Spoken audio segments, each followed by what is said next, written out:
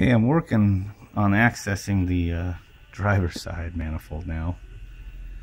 I'm also looking at potential path for the exhaust. I think I got it figured out. But so I removed the battery tray. I've been pulling the wires up, but I've kind of just realized that this big aluminum bracket, I think all it holds is the power steering reservoir and this coil pack.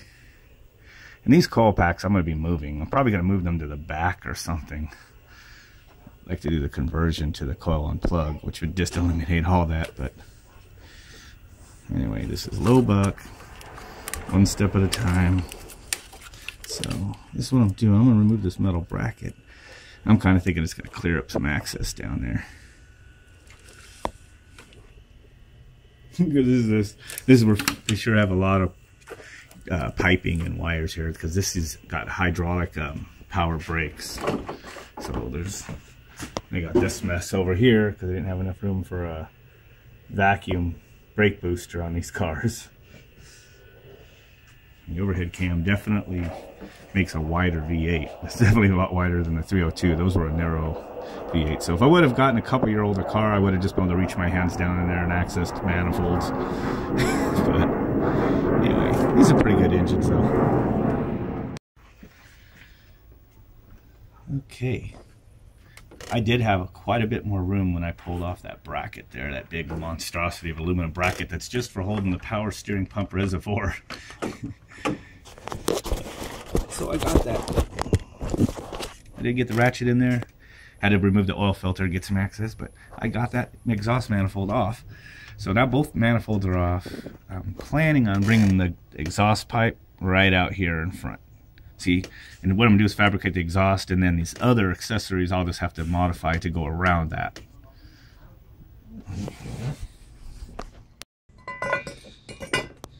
Now this exhaust, this is the driver's side one. It's got quite a big drop right here.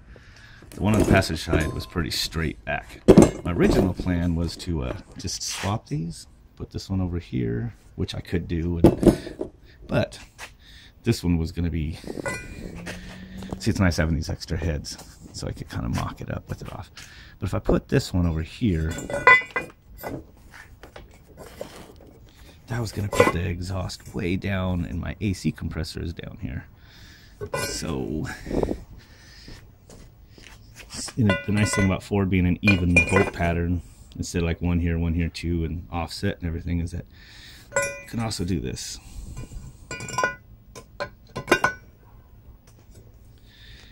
And then what I can do is, I need to get in right here is where the exhaust needs to be, so I'm just going to cut it and bring the pipe around right there. And on the passenger side, see, it was like that, but I'll just swap it too. And it's actually really close to where it needs to be. This is going to need very little mod. I'm just going to cut this flange off, continue the pipe over here, and I'm probably going to put like header flange style like where you have at the collectors, so I can just use real common gaskets and everything from the performance shop. So that's where it's sitting. So yeah, so I am pleased that I got the exhaust off without pulling the engine.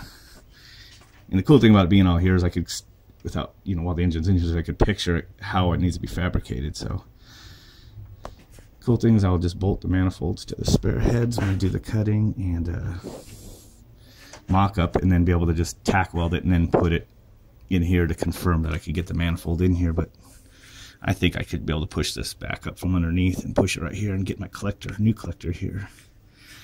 And then I'll just make the new Y-pipe collector go into the turbo, one piece that drops in there. It's gonna be sweet.